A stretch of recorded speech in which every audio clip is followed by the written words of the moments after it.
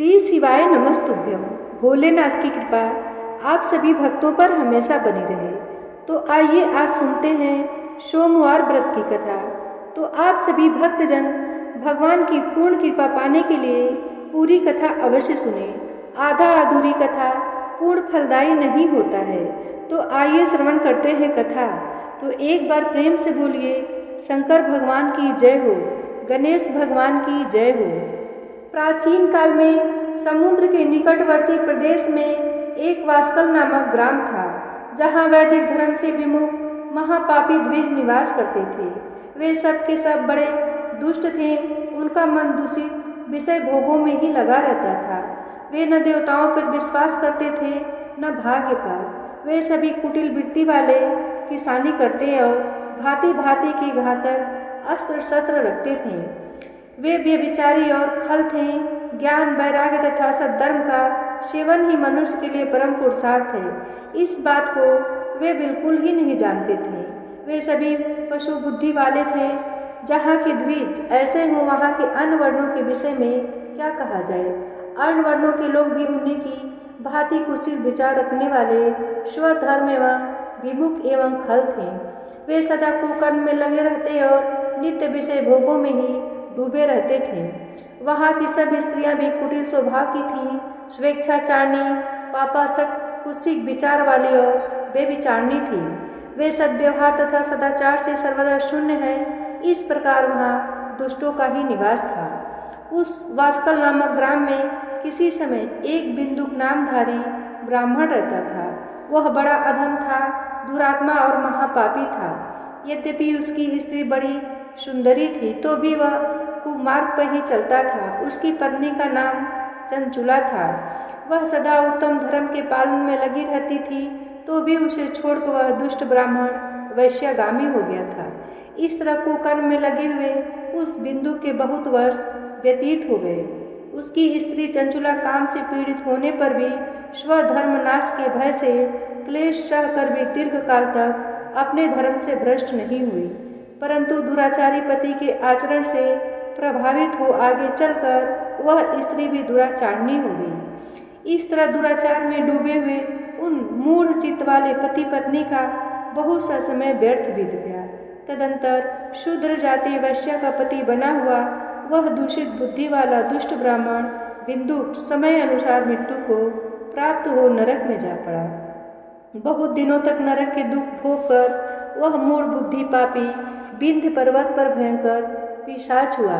इधर उस दुराचारी पति बिंदु के मर जाने पर वह मूढ़ हृदया चंचुला बहुत समय तक पुत्रों के साथ अपने घर में ही रही। एक दिन दैव योग से किसी पुण्य पर्व के आने पर वह स्त्री भाई बंधुओं के साथ गोकर्ण क्षेत्र में गई।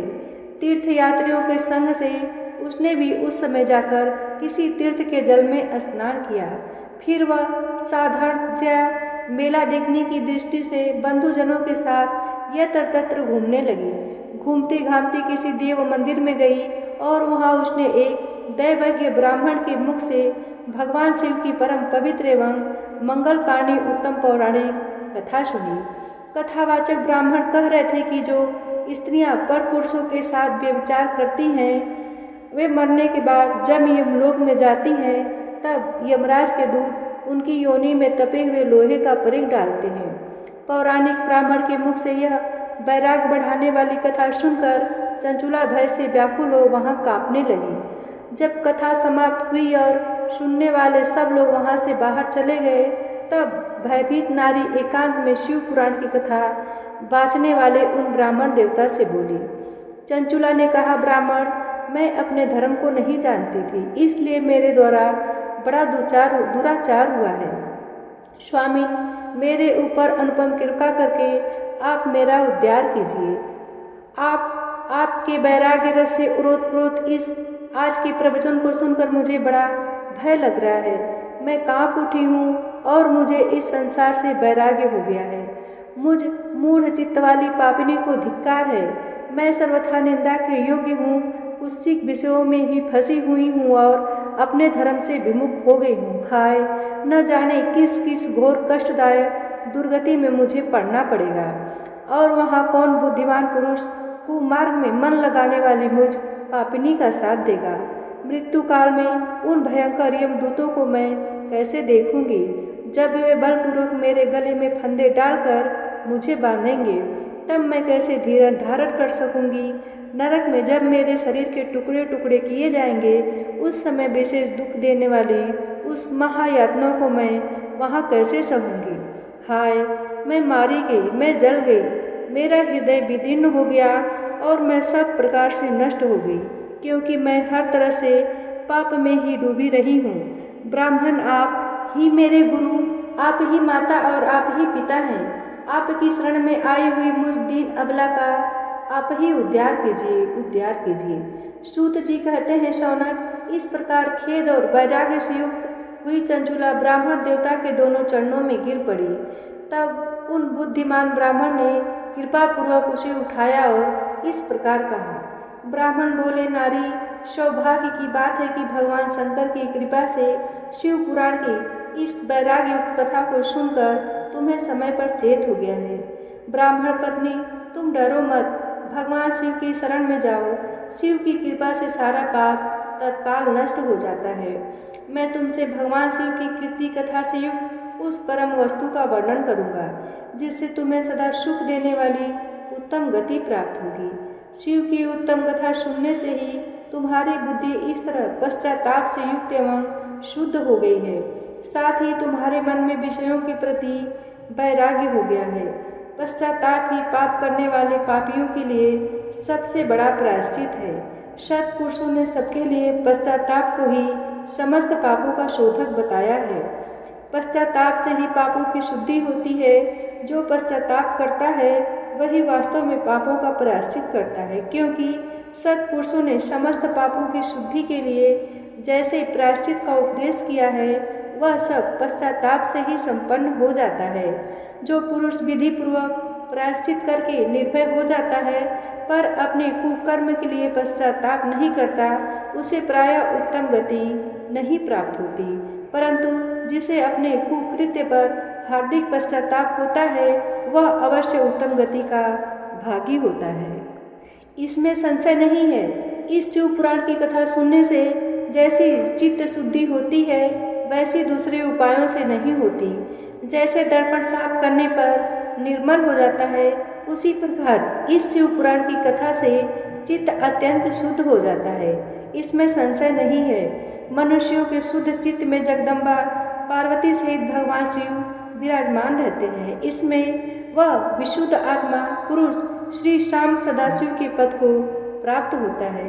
इस उत्तम कथा का श्रवण समस्त मनुष्यों के लिए कल्याण का बीज है। अतः यथोचित मार्ग से इसकी आराधना अथवा सेवा करनी चाहिए। यह भगवत बंधन रूपी रोग का नाश करने वाली भगवान शिव की कथा को सुनकर फिर अपने हृदय में उसका मनन एवं निधि ध्यासन करना चाहिए। इससे पूर्णतया चित्त शुद्धि हो जाती है। चित्त शुद्धि होने से महेश्वर की भक्ति अपने दोनों पुत्रों के साथ निश्चय ही प्रकट होती है। तत्पश्चात महेश्वर के अनुग्रह से दिव्य मुक्ति प्राप्त होती है। इसमें संशय नहीं है। जो मुक्ति से वंचित है उसे पशु समझना चाहिए, क्योंकि उसका चित्त माया के बंधन में आसक्त है। वह निश्चय ही संसार बंधन से मुक्त नहीं हो पाता। ब्राह्मण पत्नी, इसलिए तुम विषयों से मन को हटा लो और भक्ति भाव से भगवान शंकर की इस परम पावन कथा को सुनो। परमात्मा शंकर की इस कथा को सुनने से तुम्हारे चित्त की शुद्धि होगी और इससे तुम्हें मोक्ष की प्राप्ति हो जाएगी। जो निर्मल चित्त से भगवान शिव के चरणा बिंदु का चिंतन करता है, उसकी एक ही जन्म में मुक्ति हो जाती है।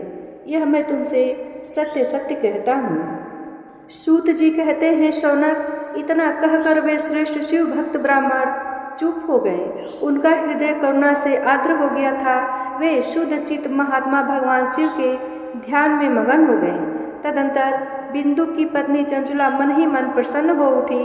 ब्राह्मण का उक्त उपदेश सुनकर उसके नेत्रों में आनंद के आंसू छलक आए थे। वह ब्राह्मण पत्नी चंचुला हर्ष भरे हृदय से उन श्रेष्ठ ब्राह्मण के दोनों चरणों में गिर पड़ी और हाथ जोड़कर बोली, मैं कृतार्थ हो गई। पश्चाताप उठकर तत्पश्चात वैराग्य युक्त उत्तम बुद्धि वाली वह स्त्री जो अपने पापों के कारण आतंकित थी, उन महान शिव भक्त ब्राह्मण से हाथ जोड़कर गदगद वाणी में बोली। चंचुला ने कहा, ब्राह्मण, शिव भक्तों में श्रेष्ठ स्वामिन, आप धन्य हैं, परमार्थदर्शी हैं और सदा परोपकार में लगे रहते हैं, इसलिए श्रेष्ठ साधु पुरुषों में प्रशंसा के योग्य हैं। साधो, मैं नरक के समुद्र में गिर रही हूँ, आप मेरा उद्धार कीजिए, उद्धार कीजिए। पौराणिक अर्थ तत्व से संपन्न जिस सुंदर शिव पुराण की कथा को सुनकर मेरे मन में संपूर्ण विषयों से वैराग्य उत्पन्न हो गया है, उसी इस शिव पुराण को सुनने के लिए इस समय मेरे मन में बड़ी श्रद्धा हो रही है। सूत जी कहते हैं, ऐसा कहकर हाथ जोड़ उनका अनुग्रह पाकर चंचुला उस शिव पुराण की कथा को सुनने की इच्छा मन में लिए उन ब्राह्मण देवता की सेवा में तत्पर हो गई और वहीं रहने लगी। तदंतर शिव भक्तों में श्रेष्ठ और शुद्ध बुद्धि वाले उन ब्राह्मण देव ने उसी स्थान पर उस स्त्री को शिव पुराण की उत्तम कथा सुनाई। इस प्रकार उस गोकर्ण नामक महाक्षेत्र में उन्हीं श्रेष्ठ ब्राह्मण से उसने शिव पुराण की वह परम उत्तम कथा सुनी, जो भक्ति, ज्ञान और वैराग्य को बढ़ाने वाली तथा मुक्ति देने वाली है। उस परम उत्तम कथा को सुनकर वह ब्राह्मण पत्नी अत्यंत कृतार्थ हो गई। उसका चित्त शीघ्र ही शुद्ध हो गया। फिर भगवान शिव के अनुग्रह से उसके हृदय में शिव के सगुण रूप का चिंतन होने लगा। इस प्रकार उसने भगवान शिव में लगी रहने वाली उत्तम बुद्धि पाकर शिव के सच्चिदानंद में स्वरूप का बारंबार चिंतन आरंभ किया। तत्पश्चात समय के पूरे होने पर भक्ति, ज्ञान और वैराग्य से युक्त हुई चंचुला ने अपने शरीर को बिना किसी कष्ट के त्याग दिया। इतने में ही त्रिपुर शत्रु भगवान शिव का भेजा हुआ एक दिव्य विमान द्रुत गति से वहां पहुंचा, जो उनके अपने गणों से संयुक्त और भांति भांति के शोभा साधनों से संपन्न था। चंचुला उस विमान पर आरूढ़ हुई और भगवान शिव के श्रेष्ठ पार्षदों ने उसे तत्काल शिवपुरी में पहुंचा दिया। उसके सारे मल धुल गए थे। वह दिव्य रूप धारणी दिव्यांगना हो गई थी। उसके दिव्य अवयव उसकी शोभा बढ़ाते थे। मस्तक पर अर्धचंद्र का मुकुट धारण किए वह गौरांगी देवी शोभाशाली दिव्य आभूषणों से विभूषित थी। शिवपुरी में पहुंचकर उसने सनातन देवता त्रिनेत्रधारी महादेव जी को देखा। सभी मुख्य देवता उनकी सेवा में खड़े थे। गणेश, भृंगी, नंदीश्वर तथा वीरभद्रेश्वर आदि उनकी सेवा में उत्तम भक्ति भाव से उपस्थित थे। उनकी अंग कांति करोड़ों सूर्यों के समान प्रकाशित हो रही थी। कंठ में नील चिन्ह शोभा पाता था। 5 मुख और प्रत्येक मुख में 3 नेत्र थे। मस्तक पर अर्धचंद्राकार मुकुट शोभा देता था। उन्होंने अपने वामांग भाग में गौरी देवी को बिठा रखा था, जो विद्युत पुंज के समान प्रकाशित थी। गौरीपति महादेव जी की कांति कर्पूर के समान गौर थी। उनका सारा शरीर श्वेत भस्म से भासित था। शरीर पर श्वेत वस्त्र शोभा पा रहे थे। इस प्रकार परम उज्ज्वल भगवान शंकर का दर्शन करके वह ब्राह्मण पत्नी चंचुला बहुत प्रसन्न हुई। अत्यंत प्रीति युक्त होकर उसने बड़ी उतावली के साथ भगवान को बारंबार प्रणाम किया। फिर हाथ जोड़कर वह बड़े प्रेम, आनंद और संतोष से युक्त हो विनीत भाव से खड़ी हो गई। उसके नेत्रों से आनंद अश्रुओं की अविरल धारा बहने लगी तथा संपूर्ण शरीर में रोमांच हो गया। उस समय भगवती पार्वती और भगवान शंकर ने उसे बड़ी करुणा के साथ अपने पास बुलाया और सौम्य दृष्टि से उसकी ओर देखा। पार्वती जी ने तो दिव्य रूप धारणी बिंदु प्रिया चंचुला को प्रेम पूर्वक अपनी सखी बना लिया। वह उस परमानंद घन ज्योति स्वरूप सनातन धाम में अविचल निवास पाकर दिव्य शौक से संपन्न हो अच्छे सुख का अनुभव करने लगी। सूत जी बोले, शौनक, एक दिन परमानंद में निमग्न हुई चंचुला ने उमा देवी के पास जाकर प्रणाम किया और दोनों हाथ जोड़कर वह उनकी स्तुति करने लगी। चंचुला बोली, गिरिराज नंदिनी स्कंद माताओं में मनुष्यों ने सदा आपका सेवन किया है। समस्त सुखों को देखने वाली शंभु प्रिय आप ब्रह्म स्वरूपिणी हैं। विष्णु और ब्रह्मा आदि देवताओं द्वारा सेव्य हैं। आप ही सगुणा और निर्गुणा हैं तथा आप ही सूक्ष्मा सच्चिदानंद स्वरूपिणी आद्या प्रकृति हैं। आप ही संसार की सृष्टि, पालन और संहार करने वाली हैं। तीनों गुणों का आश्रय भी आप ही हैं। ब्रह्मा, विष्णु और महेश्वर, इन तीनों देवताओं का आवास स्थान तथा उनकी उत्तम प्रतिष्ठा करने वाली पराशक्ति आप ही हैं। सूत जी कहते हैं, शौनक, जिसे सद्गति प्राप्त हो चुकी थी वह चंचुला इस प्रकार महेश्वर पत्नी उमा की स्तुति करके सिर झुकाए चुप हो गई। उसके नेत्रों में प्रेम के आंसू उमड़ आए थे। तब करुणा से भरी हुई शंकर प्रिया भक्त वत्सला पार्वती देवी ने चंचुला को संबोधित करके बड़े प्रेम से इस प्रकार कहा। पार्वती बोली, सखी चंचुले सुंदरी, मैं तुम्हारी की हुई इस स्तुति से बहुत प्रसन्न हूँ। बोलो, क्या वर मांगती हो? तुम्हारे लिए मुझे कुछ भी अदेय नहीं है। चंचुला बोली, निष्पाप गिरिराज कुमारी, मेरे पति बिंदुक इस समय कहाँ हैं? उनकी कैसी गति हुई है यह मैं नहीं जानती। कल्याणमयी दीनवत्सले, मैं अपने उन पतिदेव से जिस प्रकार संयुक्त हो सकूं वैसा ही उपाय कीजिए। महेश्वरी महादेवी, मेरे पति एक शूद्र जाति वैश्या के प्रति आसक्त थे और पाप में ही डूबे रहते थे। उनकी मृत्यु मुझसे पहले ही हो गई थी, न जाने वे किस गति को प्राप्त हुए। गिरिजा बोली, बेटी, तुम्हारा बिंदुक नाम वाला पति बड़ा पापी था। उसका अंतःकरण बड़ा ही दूषित था। वैश्या का उपभोग करने वाला वह महामूढ़ मरने के बाद नरक में पड़ा। अगणित वर्षों तक नरक में नाना प्रकार के दुख भोग कर वह पाप आत्मा अपने शेष पाप को भोगने के लिए विंध्य पर्वत पर पिशाच हुआ है। इस समय वह पिशाच अवस्था में ही है और नाना प्रकार के क्लेश उठा रहा है। वह दुष्ट वही वायु पीकर रहता है और सदा सब प्रकार के कष्ट सहता है। सूत जी कहते हैं, सौनक, गौरी देवी की यह बात सुनकर उत्तम व्रत का पालन करने वाली चंचुला उस समय पति के महान दुख से दुखी हो गई। फिर मन को स्थिर करके उस ब्राह्मण पत्नी ने व्यथित हृदय से महेश्वरी को प्रणाम करके पुनः पूछा। चंचुला बोली, महेश्वरी महादेवी, मुझ पर कृपा कीजिए और दूषित कर्म करने वाले मेरे उस दुष्ट पति का उद्धार कर दीजिए। देवी, कुत्सित बुद्धि वाले मेरे पति उस पापात्मा को किस उपाय से उत्तम गति प्राप्त हो सकती है, यह शीघ्र बताइए। आपको नमस्कार है। पार्वती ने कहा, तुम्हारा पति यदि शिव पुराण की पुण्यमयी उत्तम कथा सुने तो सारी दुर्गति को पार करके वह उत्तम गति का भागी हो सकता है।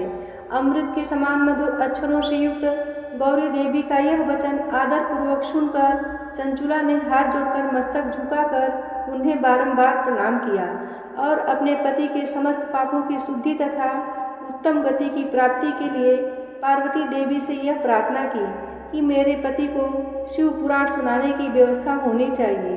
उस ब्राह्मण पत्नी के बारंबार प्रार्थना करने पर शिव प्रिया गौरी देवी को बड़ी दया आई। उन भक्त वत्सला महेश्वरी गिरिराज कुमारी ने भगवान शिव की उत्तम कीर्ति का गान करने वाले गंधर्वराज तुम गुरु को बुलाकर उनसे प्रसन्नतापूर्वक इस प्रकार कहा, तुम बुरो, तुम्हारी भगवान शिव में प्रीति है। तुम मेरे मन की बातों को जानकर मेरे अभिष्ट कार्यों को सिद्ध करने वाले हो, इसलिए मैं तुमसे एक बात कहती हूँ, तुम्हारा कल्याण हो। तुम मेरी इस सखी के साथ शीघ्र ही विंध्य पर्वत पर जाओ। वहाँ एक महाघोर और भयंकर पिशाच रहता है। उसका वृत्तांत तुम आरंभ से ही सुनो। मैं तुमसे प्रसन्नतापूर्वक सब कुछ बताती हूँ। पूर्व जन्म में वह पिशाच बिंदुक नामक ब्राह्मण था। मेरी इस सखी चंचुला का पति था, परंतु वह दुष्ट वैश्यागामी हो गया। स्नान, संध्या आदि नित्य कर्म छोड़कर अब पवित्र रहने लगा। क्रोध के कारण उसकी बुद्धि पर मूर्छा छा गई थी। वह कर्तव्य अकर्तव्य का विवेक नहीं कर पाता था। अभक्ष्य भक्षण, सज्जनों से द्वेष और दूषित वस्तुओं का दान लेना यही उसका स्वाभाविक कर्म बन गया था। वह अस्त्र शस्त्र लेकर हिंसा करता, बाएं हाथ से खाता, दीनों को सताता और क्रूरतापूर्वक पराये घरों में आग लगा देता था।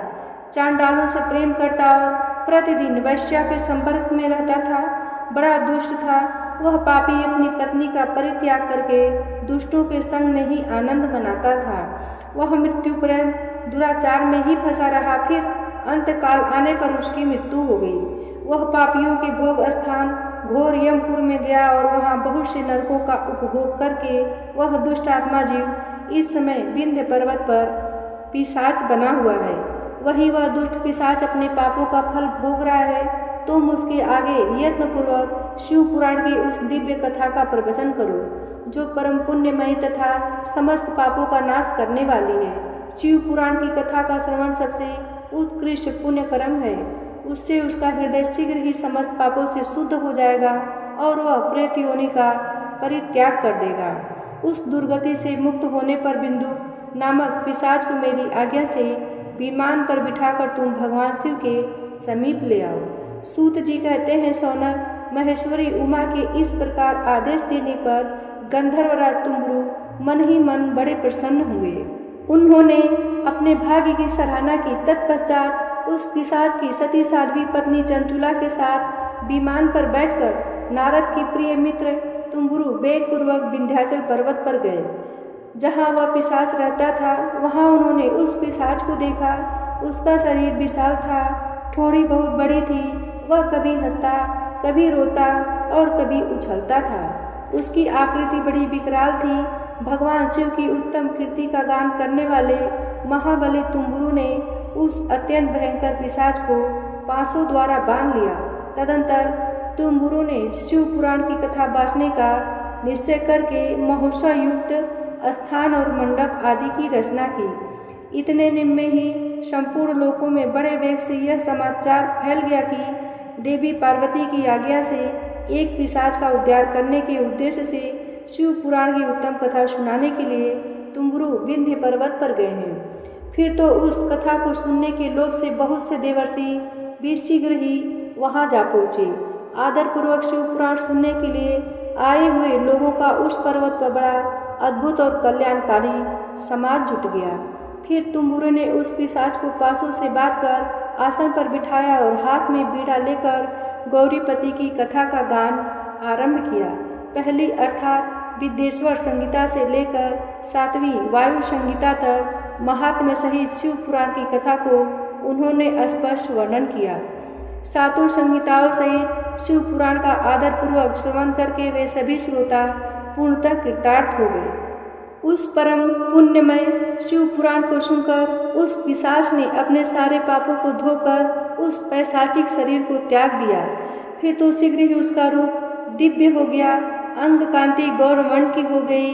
शरीर पर श्वेत वस्त्र तथा सब प्रकार के पुरुषोचित आभूषण उसके अंगों को उद्दासित करने लगे। वह त्रिनेत्रधारी चंद्रशेखर रूप हो गया। इस प्रकार दिव्य देहधारी होकर श्रीमान बिंदु अपनी प्राण बल्लभा चंचुला के साथ स्वयं भी पार्वती बल्लभ भगवान शिव का गुणगान करने लगा। उसकी स्त्री को इस प्रकार दिव्य रूप से सुशोभित देख वे सभी देवर्षि बड़े विस्मित हुए। उनका चित्त परमानंद से परिपूर्ण हो गया। भगवान महेश्वर का वह अद्भुत चरित्र सुनकर वे सभी श्रोता परम कृतार्थ हो प्रेम पूर्वक श्री शिव का यशोगान करते हुए अपने अपने धाम को चले गए। दिव्य रूपधारी श्रीमान बिंदु भी सुंदर विमान पर अपनी प्रियतमा के पास बैठकर सुखपूर्वक आकाश में स्थित हो बड़ी शोभा पाने लगा। तदंतर महेश्वर के सुंदर एवं मनोहर गुणों का गान करता हुआ वह अपनी प्रियतमा तथा तुम्बरु के साथ शीघ्र ही शिव धाम में जा पहुँचा। वहाँ भगवान महेश्वर तथा पार्वती देवी ने प्रसन्नतापूर्वक बिंदु का बड़ा सत्कार किया और उसे अपना पार्षद बना लिया। उसकी पत्नी चंचुला पार्वती जी की सखी हो गई। उस घनीभूत ज्योति स्वरूप परमानंदमय सनातन धाम में अविचल निवास पाकर वे दोनों दंपति परम सुखी हो गए। यह कथा यही समाप्त होती है। प्रिय भक्तजनों, प्रेम से बोलिए शंकर भगवान की जय हो, माता पार्वती की जय हो।